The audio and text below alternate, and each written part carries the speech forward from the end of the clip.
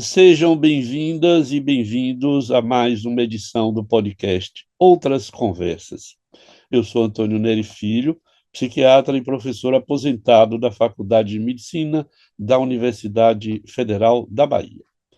Para acompanhar meu trabalho, inscreva-se no canal Conversando com Neri. E hoje eu vou conversar com uma colega médica, que eu conheço já há algum tempo, e que vocês, alguns, talvez já conheçam pelo que escreveu.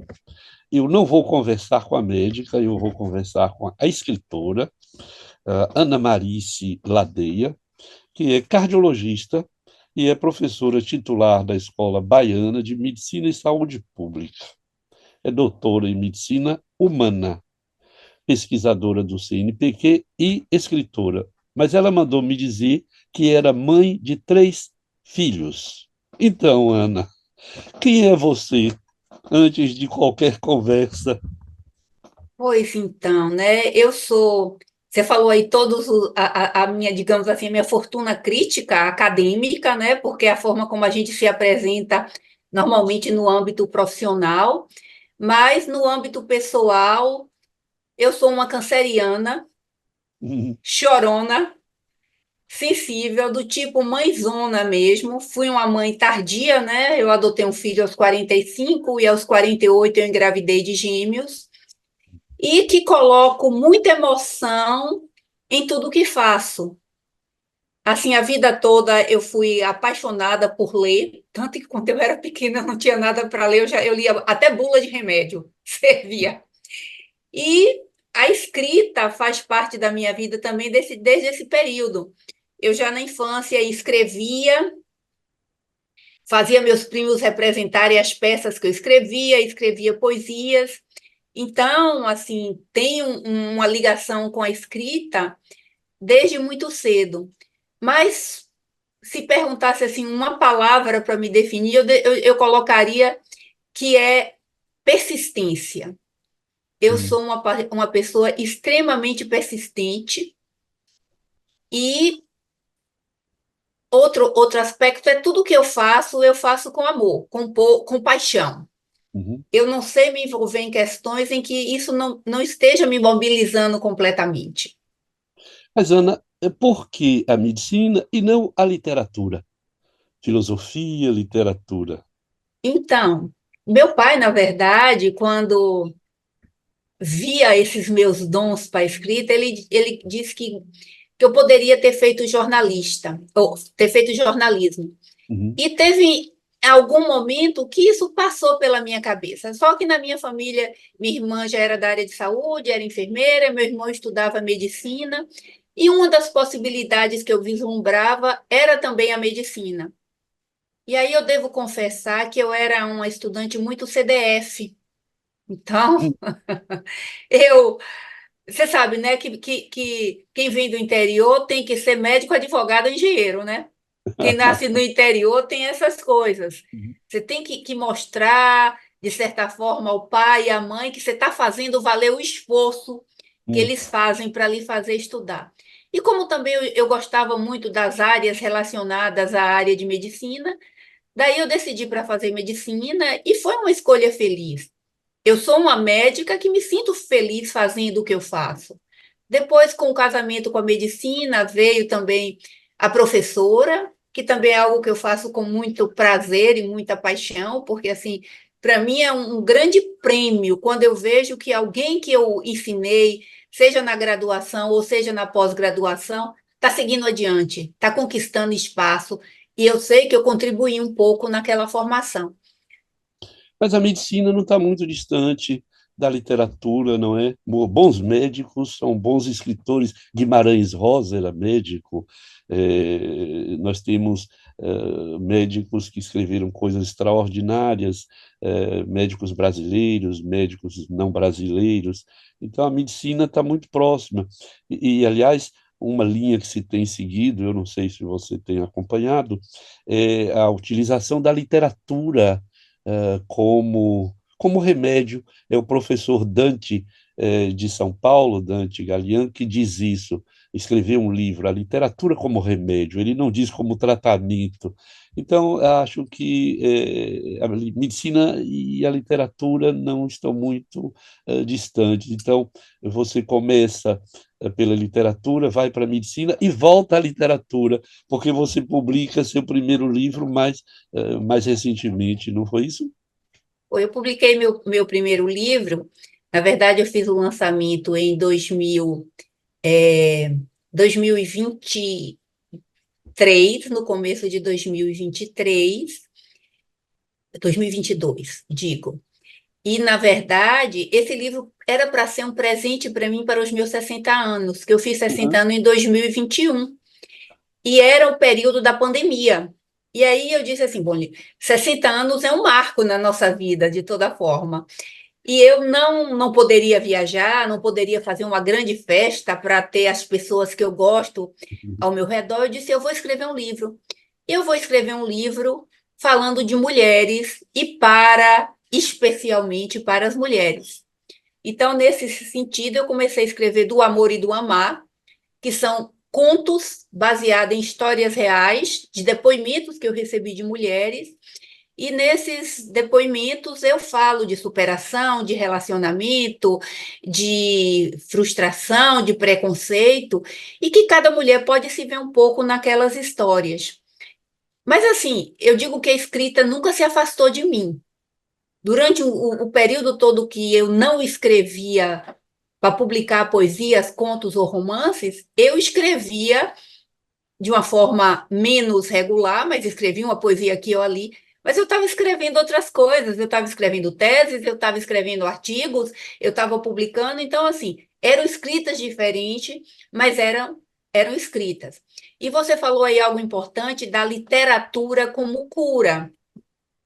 Eu não sei se você sabe ou se muita gente sabe, mas a Baiana tem uma disciplina que é sobre narrativas literárias, né? Então, que usa essa disciplina para poder fazer uma aproximação com a questão da psicologia, a questão da cura. E no início do ano, a colega que está coordenando essa disciplina, ela me pediu um dos meus contos para poder ler e fazer um trabalho com os alunos em relação a, a esse aspecto da literatura. Você, como psiquiatra, deve conhecer um livro que durante os anos 80, 90 fez muito sucesso, que se chamava Mais Platão e Menos Prozac. Então, assim, eu usava um pouco aí já da filosofia, né, que também não está longe da literatura e tem a ver com a escrita, como uma forma também de cura, né? É você em busca, porque tanto escrever como ler é um aspecto terapêutico, Uhum. né? E com a escola baiana, você está se referindo à professora Ieda? Não, é Rosário von Fleck. Ah, porque tem na Baiana, estão dois grupos que têm trabalhado muito a questão da literatura como instrumento de trabalho na medicina. É, e eu tenho acompanhado na Universidade Estadual da Bahia, na UNEB, uma professora Rita Santos, que também trabalha com literatura e saúde. Se eu não me engano, o título, inclusive, do trabalho é Medicina e Outras Palavras, porque se busca no texto aquilo que provoca nas pessoas, eu diria, um pouco como a psicoterapia, ou talvez seja um pouco psicoterápico, né? Então, nós estamos vendo a literatura não só ser escrita por médicos, mas ganhando esta dimensão de instrumento terapêutico, e eu acho isso certamente muito interessante. Você se lembra qual foi o conto seu solicitado para essa atividade? Eu dei dois contos para Hum, ela, assim, para ela escolher, e ela acabou escolhendo um conto chamado Heitor, que está no livro que se chama Certos Amores e que só foi publicado em e-book. sim. Também Certos Amores foi baseado em depoimentos reais e a história de Heitor é a história de Então, eu acho que por isso foi a escolha dela. É a história de um homem que, aos 60 anos, tudo o que ele queria era viver um relacionamento que ele pudesse sentir o amor. Ele já tinha passado por 3 casamentos e nenhum desses casamentos aconteceu na vida dele por amor. Aconteceu por circunstância. O primeiro porque engravidou, o segundo porque estava só e acabou, e o terceiro porque novamente engravidou, a mulher ficou grávida. E ele estava num processo de separação e disse: tudo que eu quero agora é poder viver o amor. E na história dele tem coisas assim que talvez tenham feito a pessoa incluir, que é assim, ele viveu uma adolescência vendo a mãe com distúrbio bipolar. A mãe, inclusive, durante a infância dele, teve que tomar, foi internada, tomou eletrochoque. Então, foram coisas que marcaram. Mas o que ele sentia mesmo, na verdade, era fome de amor, no sentido assim, eu quero sentir essa emoção que todos falam e eu desconheço. Então, assim, Interessante. eu vejo que a escrita, nesse aspecto, é terapêutico. O fato de eu entrevistá-lo para que ele me contasse a história, eu acho que de alguma forma foi terapêutico para ele. Ele vê a história dele sendo levada para outras pessoas Uhum. também é uma coisa que dá uma sensação de compartilhamento, de que tudo bem, eu vou encontrar outras pessoas que passaram coisas semelhantes. E é claro que para quem escreve, é sempre terapêutico escrever.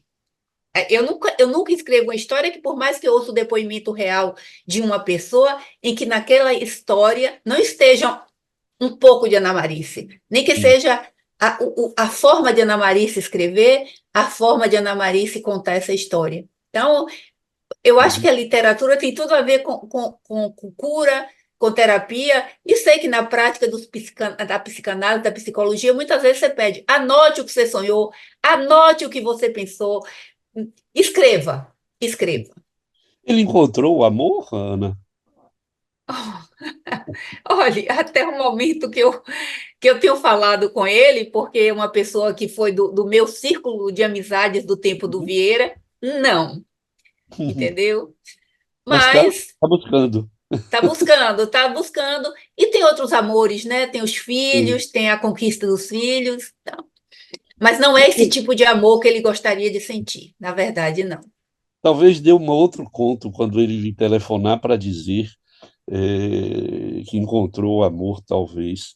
Agora, quando eu li o seu livro Do Amor e do Amar, Histórias de Mulheres Reais como Você, eu achei o título interessantíssimo e eu até lhe disse isso. Olha, eu li com uma atenção muito grande cada história, porque são histórias muito diferentes de mulheres e que são, digamos assim, como você coloca, mulheres, aspas, normais. O como você quer dizer, olha, é qualquer mulher no sentido de um ser vivo transitando por essa vida. Agora, eu fiquei ali procurando naquelas histórias. Quando eu li, eu digo, será que eu vou achar a história de Ana? Uma daquelas histórias, é a minha curiosidade, é a sua história? Uma daquelas histórias tem uma história ali que é minha, não vou dizer assim que é uma história de quando eu era estudante do Antônio Vieira, e eu tinha um colega que já estava na faculdade, tanto que o título é Namoro para Corajosos. Eu tinha um colega que já estava na faculdade de medicina, e ele tinha sido do Vieira. Então, para ele me paquerar, um dia ele me fez sabendo que eu queria fazer medicina, ele me fez um convite bastante inusitado, que era para eu ir assistir uma necrópsia com ele no Nina Rodrigues. Então, assim, é por isso que eu disse que era namoro para corajosos, né? Então, De qualquer sorte, ir ao Nina não é mais hoje, ainda é um pouco o ato primário e inaugural dos estudantes de medicina, ir ao Instituto Médico Legal. Então, eu acho que foi um convite talvez um pouco canhestro, mas aquilo era a maior demonstração de poder, de conhecimento que alguém podia ter. Então, e esse título, Ana, que eu achei muito interessante, do amor, né? e do amar, um substantivo e um verbo, não é? E você coloca essa partícula do amor e do amar para vir, então, contar histórias de mulheres. Esse título surge como? Quer dizer, como é que se constrói esse título? Você Que, está aliás, falando no do li- ponto de que, aliás, vista, do que, ponto de aliás, vista. o livro também é Certos Amores. Quer dizer, a Hum. gente fica assim, desconfiado de que a sua caneta é uma caneta amorosa. Não deixa de ser, e depois assim, né? Eu sempre digo, se tem uma coisa que eu entendo bem é de coração. Afinal, eu sou cardiologista, entendeu? Então, na verdade, assim, eu demorei muito de encontrar um título para esse livro. Eu queria que tivesse algo que desse a ideia de que aquelas mulheres eram comuns, porque podiam ser encontradas em não importa onde, mas que eram também extraordinárias. Mas se eu botasse de mulheres ordinárias, história de mulheres ordinárias, Não, ordinária na nossa língua tem uma não é bom. conotação pejorativa. Não é o ordinária ser comum, como le vin ordinaire, que é o vinho da casa. Sim. Então, daí eu tinha feito um poema que se chama Do Amor e do Amar. Durante a pandemia, durante o escrito do livro, eu tinha feito esse poema que eu coloquei no livro. E aí eu falei, pronto, achei.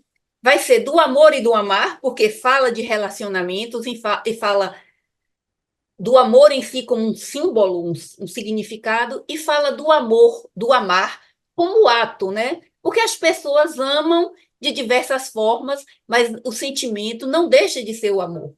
Às vezes Uhum. ele é demonstrado das formas mais canhestras, como você disse, ou às vezes até mais vulgar, mas não deixa de ser amor. E o amor também é algo que, embora tenha muito com o lado cultural, sempre vai ser amor.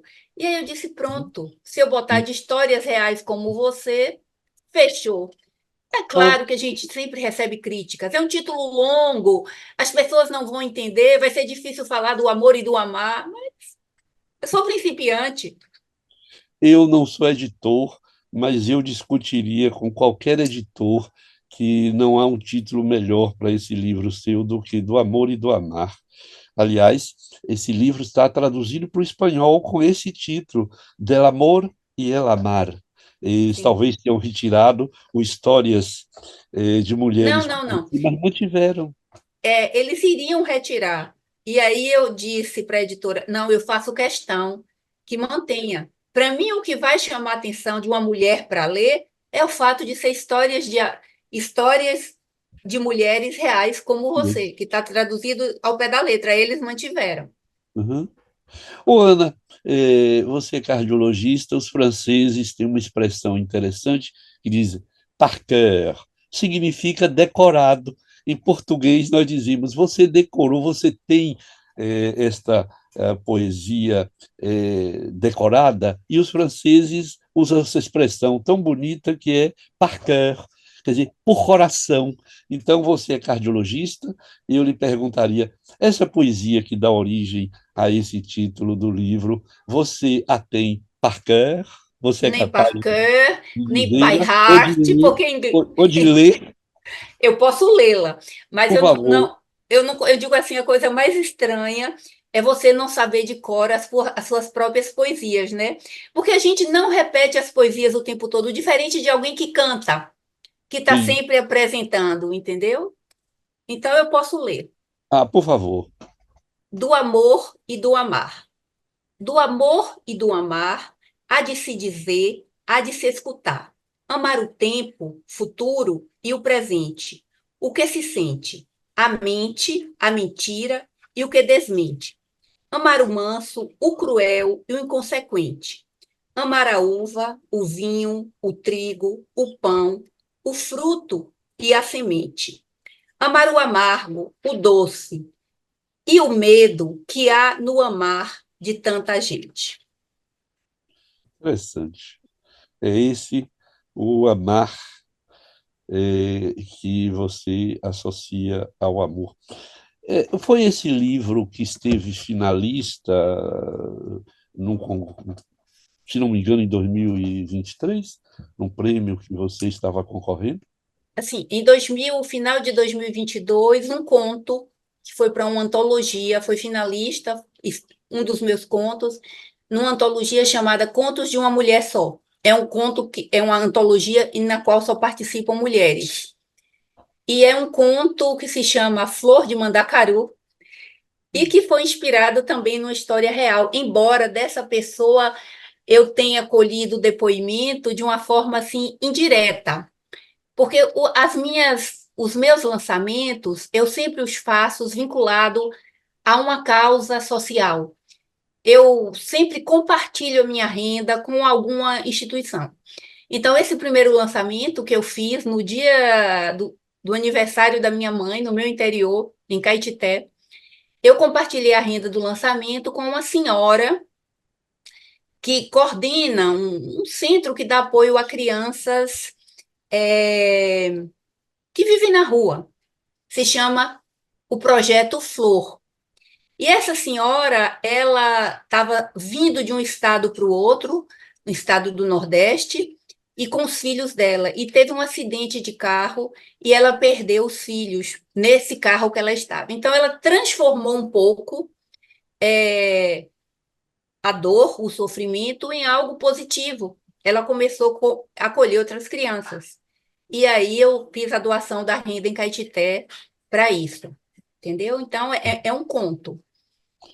E, bom, e depois o lançamento aqui em Salvador, eu doei para o livro do Amor e do Amar, História de Mulheres Reais como Você, para uma ONG que se chama Atamos Juntas e que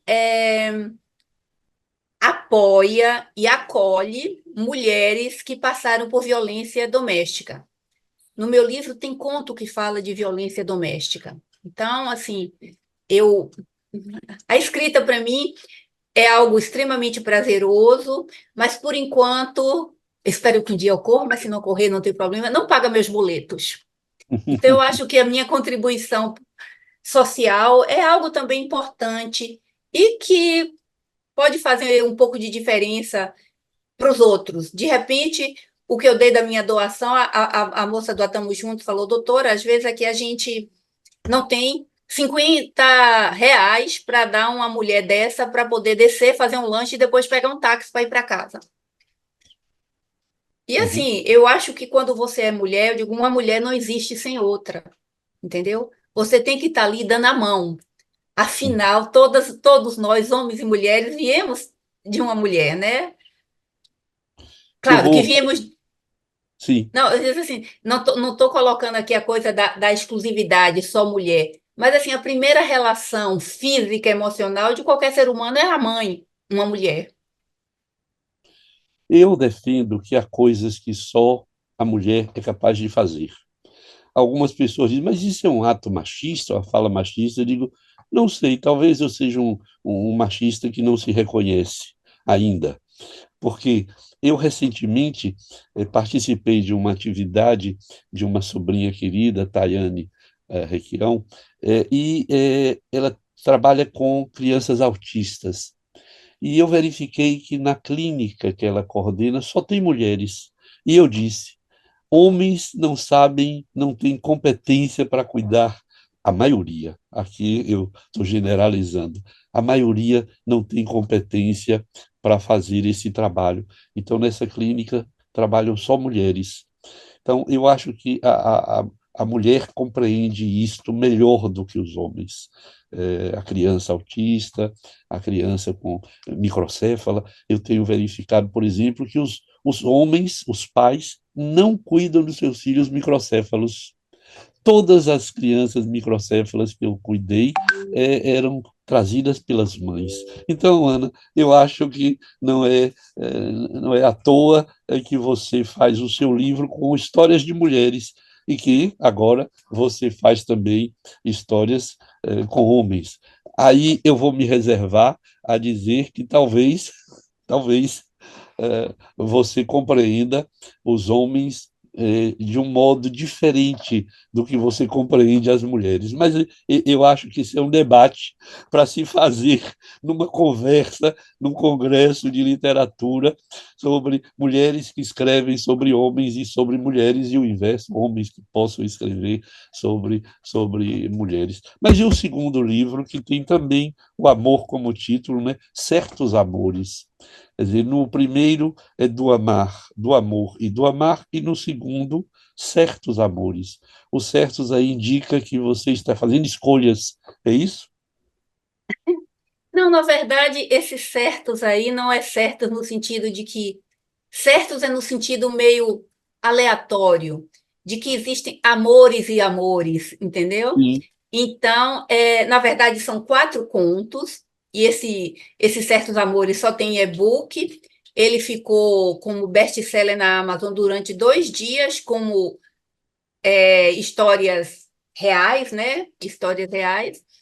E tem dois contos que falam de homens e dois contos que falam de mulheres. Um conto é Heitor e o outro conto é Estácio. Estácio é um rapaz gay e que se apaixona por alguém que marcou a vida dele, mas que depois ele, ao viver essa ruptura, essa separação, ele se preparou para perder um grande amor da vida dele, que foi a mãe. Quando a mãe faleceu, ele disse: depois de ter passado essa experiência amorosa, de perder um grande amor, eu estou mais pronto para perder um outro grande amor. Claro que são amores diferentes, claro que são necessidades diferentes, mas são experiência para ele de aprendizado. As outras duas histórias são histórias de mulheres. Uma é uma mulher, que é uma história real também aqui no sertão da Bahia, que no começo do século passado, ela foi acusada de uma traição, que ela até a vida toda ela negou essa traição e por isso ela retorna para a casa dos pais e é colocada na mesma condição pelo fato de ter essa possibilidade de ter traído o marido na mesma condição dos empregados. Então ela não dormia mais em casa, ela tinha que fazer o trabalho com os empregados e tal. E depois, nesse convívio com os empregados, ela se apaixona por um rapaz negro. Então, assim, é todo um contexto de desafios que essa mulher, no início do século, teve que viver e que enfrentar para depois criar esses filhos e chegar até o final se reencontrando com esse antigo marido que provocou toda essa ruptura na vida dela por ter sido acusada de uma traição, no momento em que uma das filhas estava morrendo de câncer. Então, assim, são sequências de desafios e superações. E a outra história é uma história de uma pessoa que nunca que se casou por conta daquela questão que ela tinha saído de um casamento ruim, onde sofria violência doméstica, e se casou com uma pessoa que acolhia muito, mas que fazia com ela violência psicológica. E que às vezes a violência psicológica é passada como uma forma de carinho, mas na verdade é a busca da submissão, é a busca de colocar a mulher numa condição de inferioridade, é o controle. Então, assim, os temas são temas que vão estar sempre relacionando com mulheres, com desafios e com de certa forma, ser uma feminista. Eu digo, bom, eu sou uma feminista não panfletária. Eu sou uma feminista que trago o feminismo na narrativa, no contar Uhum, história, para que as pessoas pensam e reflitam. E uhum. reflitam. Ô, Ana, e com a prática médica, algum projeto de escrita, de histórias, de narrativas, a partir da sua prática médica de cardiologista, que você deve ter a morte, deve ter cuidado de pessoas que morreram, de pessoas que ficaram bem e retomaram sua vida, de famílias que sofrem com as pessoas que morrem por transtorno cardíaco. Enfim, a questão é, vem algum livro aí que seja em torno da medicina, da sua experiência de Por cardiologia? enquanto, ainda não. Meu livro que está na editora, que será impresso, é um livro que se chama. O título ia ser só Odara, mas por questões. de outro livro com um título semelhante, eu tive que mudar para Nasci Odara, que conta, na verdade, a história de uma mulher trans e que teve que passar pelo desafio de escolher entre seguir com a transição de gênero e sexo, né? Ou ficar numa relação em que a pessoa não aceitava a transformação do corpo que ela estava vivendo. E é uma história assim de afirmação. Eu nasci Esse é um homem, romance? Esse é um romance? é um romance, um pequeno romance. É uma história de afirmação, tipo, eu nasci biologicamente homem, mas eu sempre fui mulher.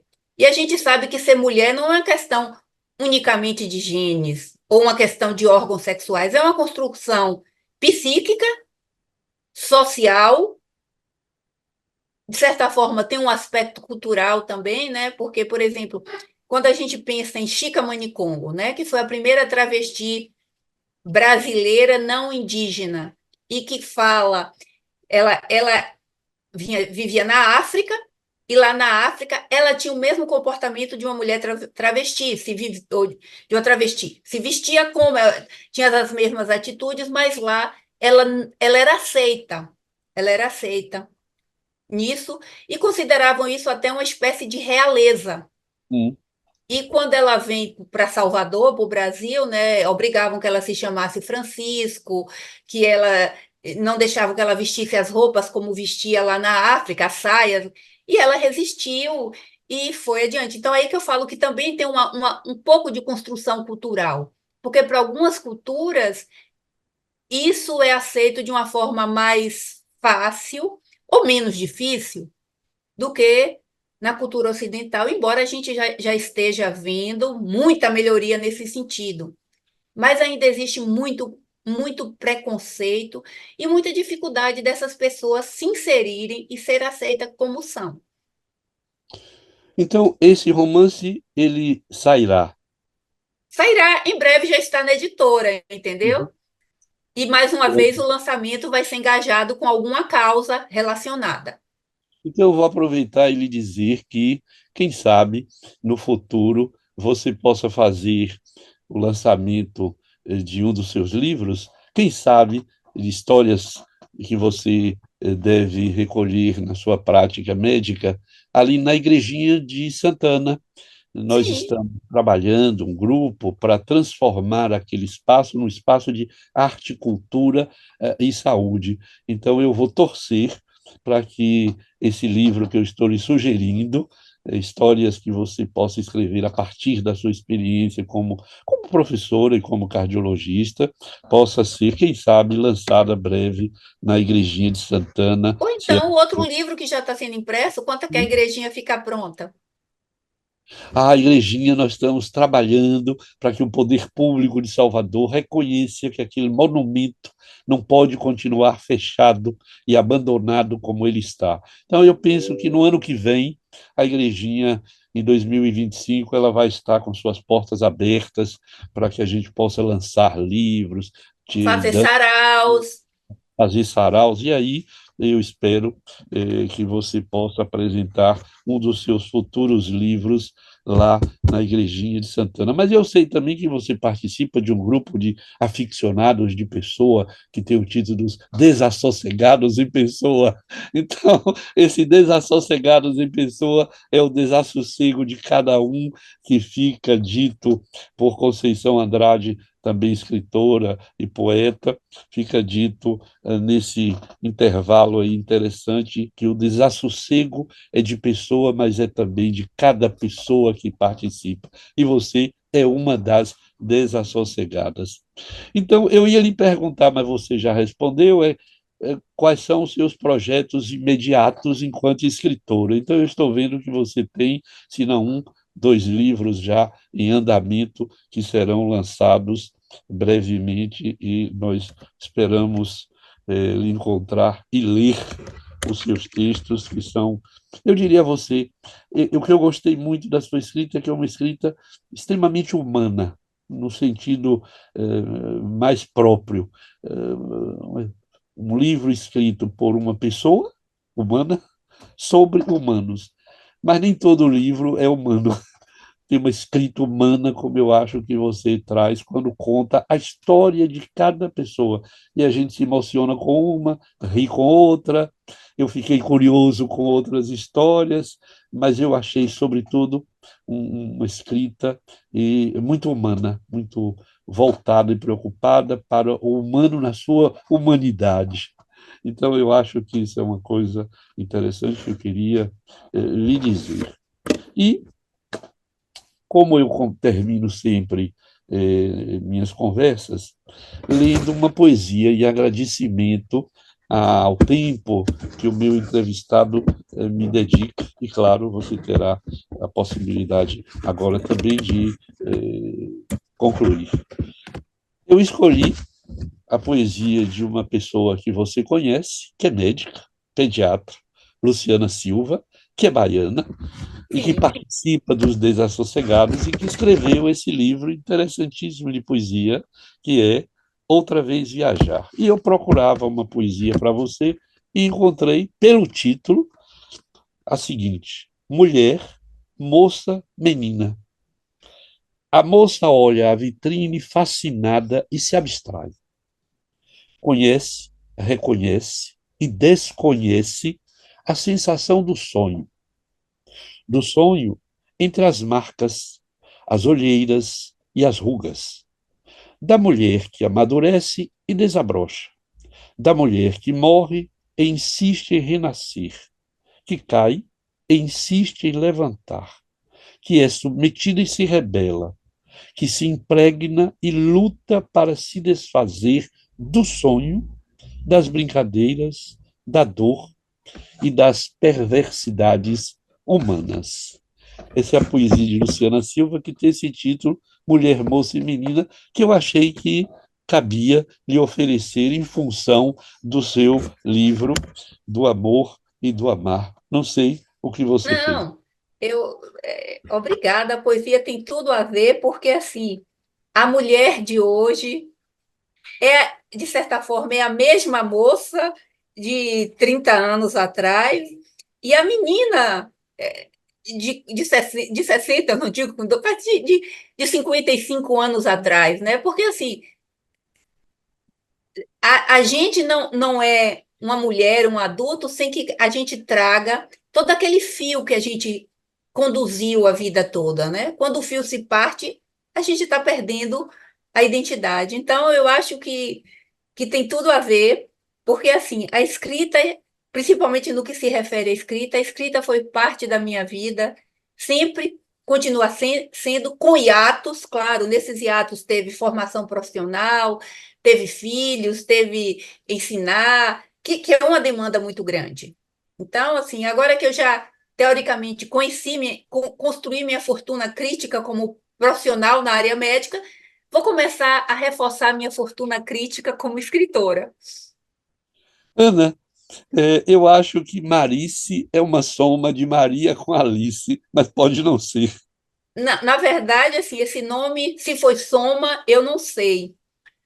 Meu pai que me deu esse nome, porque ele disse que quando ele viveu em São Paulo, ele viveu uns tempos em São Paulo antes de se casar com minha mãe, que ele foi trabalhar, ele disse que tinha uma pessoa na pensão que ele ficava, uma moça, que eles não tiveram nenhum romance, mas que era uma pessoa muito boa com ele, que cuidava, que estava preocupado, entendeu? Então ele gostou do nome. E você sabe que outro dia eu vi uma comunidade no Facebook, Somos Marice, porque eram todas as pessoas que tinham Marice no nome, ou Ana Marice, ou Marice, Eliana, e podiam entrar no grupo, entendeu? Então, viva. Ana Marice Ladeia, obrigadíssima por essa conversa. Eu adorei conversar com você e conhecer um pouco mais da sua história e da sua literatura. Eu espero seus próximos lançamentos. Obrigadíssimo. Eu que agradeço, Então, Nery, a oportunidade de levar um pouco da minha escrita e da minha voz, que possa representar a voz de muitas mulheres através aí do seu canal. obrigadíssimo. E se você gostou dessa conversa, então dê um like, comente, diga o que você pensa e, sobretudo, nos acompanhe no YouTube, no Spotify ou no Instagram. Até a próxima conversa. Obrigado.